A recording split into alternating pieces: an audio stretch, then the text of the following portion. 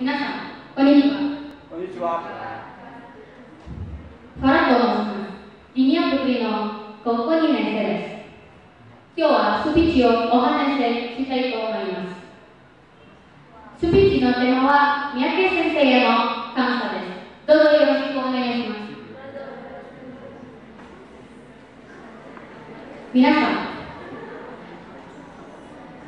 この2ヶ月間、私たちは日本語を勉強していますね。皆さん、日本語はどう思いますか？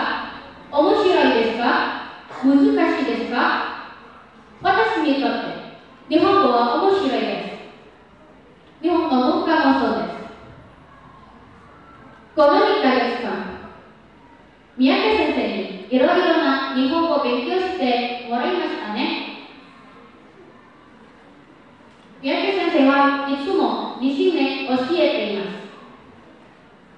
私は三宅先生のような教師になりたいです。三宅先生のもっと夢がなければ何も起きないとずっと思い出しました。将来、インドネシアに三宅先生のような教師が多くなれば、インドネシアは発展できそうですね。三宅先生、心から感謝を伝えたいです。本当にありがとうございました。ありがとうございます。Wassalamualaikum warahmatullahi wabarakatuh.